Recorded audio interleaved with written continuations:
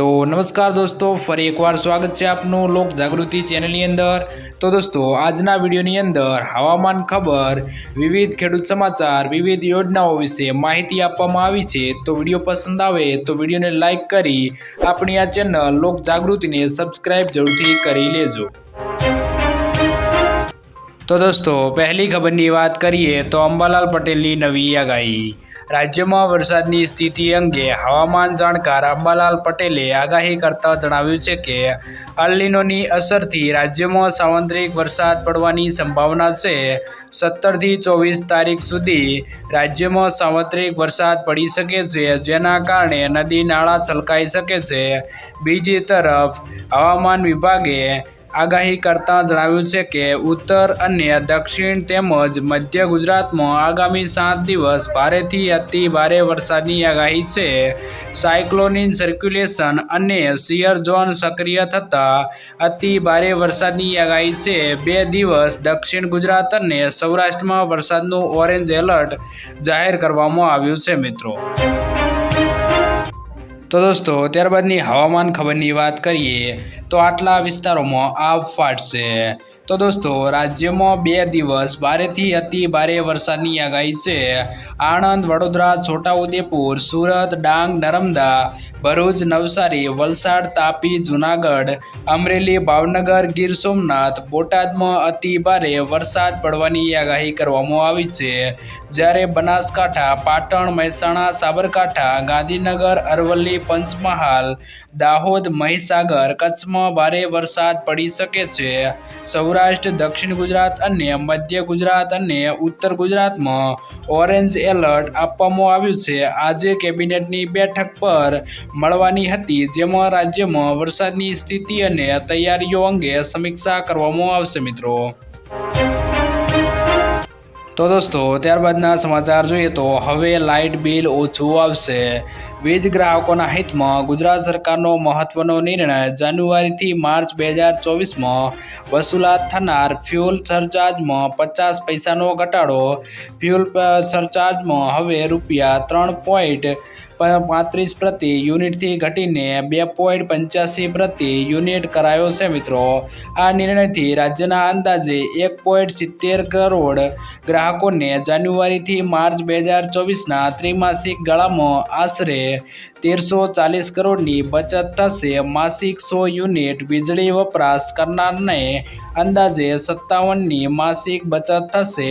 आंतरराष्ट्रीय स्तरे कोळसा गैसना भाव घटवानो निर्णय लेवायो छे मित्रों। तो दोस्तों, त्यारबादना समाचार જોઈએ તો ખેડૂતોને 2000ના હપ્તા માટે આ કામ કરવું ફરજિયાત મિત્રો। તો ભારત સરકાર દ્વારા પ્રધાનમંત્રી કિસાન સન્માન નિધિ યોજનામાં રજીસ્ટર થયેલા ખેડૂત લાભાર્થીઓ માટે 17મા હપ્તાની ચૂકવણી માટે લાભાર્થીઓને ચકાસણીની કાર્યવાહી આગામી 31મી જુલાઈ સુધી ચાલુ છે। પ્રધાનમંત્રી કિસાન સન્માન નિધિ યોજના હેઠળ ભારત સરકાર દ્વારા 13મા હપ્તાથી બેંક ખાતાનું આધાર સીડિંગ ડીબીટી एनेबल करावવું તેમજ 15મા હપ્તાથી ઈ-કેવાયસી કરાવવું ફરજિયાત કરવામાં આવ્યું છે। રાજ્યના જે ખેડૂત ભાઈઓને અત્યાર સુધી ઈ-કેવાયસી તથા બેંક ખાતાનું આધાર સીડિંગ ડીબીટી એનેબલ કરાવવાનું બાકી હોય તે તમામ લાભાર્થીઓએ સત્વરે પૂર્ણ કરાવવાનું રહેશે મિત્રો। તો તેમ ખેતી નિયામક શ્રીના યાદીમાં જણાવવામાં આવ્યું છે મિત્રો। तो दोस्तों, त्यारबादना समाचार જોઈએ તો ખેડૂતો માટે મોટી ખુશખબર, વળતર મળશે। ખેડૂતોના ખેતરોમાંથી પસાર થતી ટ્રાન્સમિશન લાઇન તેમજ ટ્રાન્સમિશન ટાવર ઊભા કરતા સમયે જમીન પાક ફળાઉ ઝાડને થતા નુકસાન સામે સરકાર દ્વારા આપવામાં આવતા વળતરના દરમાં વધારો કરવામાં આવ્યો છે। જે તે સમય અને સ્થળના સરકારના પ્રવર્તમાન ઓનલાઈન જંત્રી દરોમાં 200% લેખે ગણતરી કરીને વળતર ચૂકવવામાં આવશે। જેમાં રાજ્ય સરકાર દ્વારા જંત્રીમાં જો કોઈ સુધારો કરવામાં ન આવે તો વાર્ષિક 10% લેખે વધારો કરવામાં આવશે મિત્રો। તો દોસ્તો ત્યારબાદના સમાચાર જોઈએ તો જામનગરમાં વીજળી પડતા 3ના થયા મોત।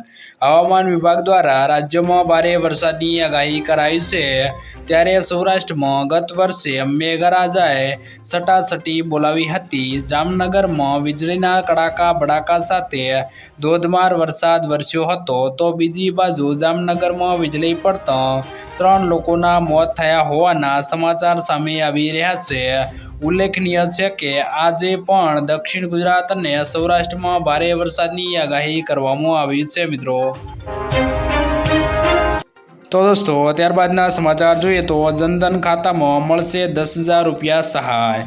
તમારા ખાતામાં એક પણ રૂપિયો ના હોય તો પણ તમને મળશે 10,000 રૂપિયાની સહાય મિત્રો।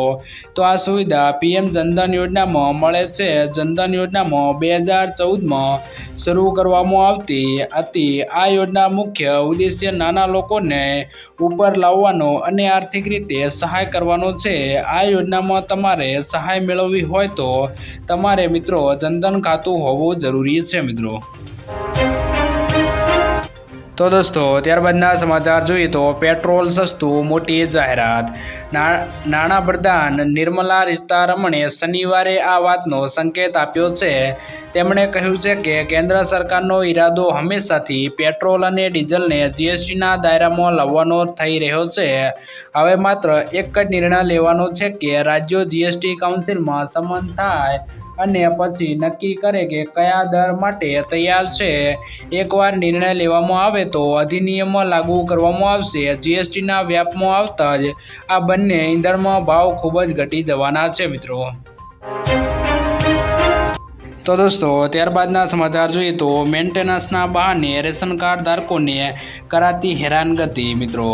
તો પુરવઠા વિભાગનું સર્વર મેન્ટેનન્સના બહાને ગયા વર્ષે 7મી જુલાઈ સુધી બંધ રાખવાની જાહેરાત કરી હતી, પરંતુ 9 જુલાઈ સુધી સર્વર કાર્યરત થયું નથી, જેના લીધે પુરવઠાના વિતરણની વ્યવસ્થા ખોરવાઈ ગઈ છે મિત્રો।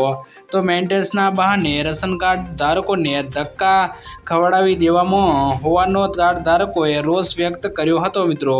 તો બીજી બાજુ ગોડાઉનમાં ટ્રકોની અંદર ભરેલો પુરવઠો સસ્તા અનાજની દુકાનો અને સંબંધિત રેશન કાર્ડ સુધી પહોંચાડી શકાતો નથી મિત્રો। તો દોસ્તો ત્યારબાદના સમાચાર જોઈએ તો આયુષ્માન યોજનાને લઈને મોટી જાહેરાત। રાષ્ટ્રપતિ દ્રૌપદી મુર્મુએ 18મી લોકસભાને સંબોધિત કરતા દેશના વડીલો માટે સમાચાર આપ્યા છે, જેમાં 70 વર્ષની વય વટાવી ચૂકેલા તમામ વૃદ્ધોની સારવાર મફત કરવામાં આવશે। મેનિફેસ્ટો બહાર પાડતી વખતે વડાપ્રધાન નરેન્દ્ર મોદીએ 70 વર્ષ કે તેથી વધુ વયના વૃદ્ધોને ઉલ્લેખ કર્યો હતો કે આ ઉપરાંત રાષ્ટ્રપતિ મુર્મુએ માય ભારતનો પણ ઉલ્લેખ કર્યો હતો। આ અભિયાનમાં 1.5 કરોડથી વધુ યુવાનોને રજીસ્ટર કરાવ્યું છે મિત્રો।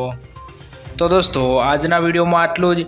જો વિડીયો પસંદ આવ્યો હોય તો વિડીયોને લાઇક કરી દેજો અને વિવિધ ખેડૂત સમાચાર, વિવિધ યોજનાઓ તેમજ હવામાન ખબર વિશે માહિતી મેળવવા આપણી આ ચેનલને સબસ્ક્રાઈબ જરૂરથી કરી લેજો।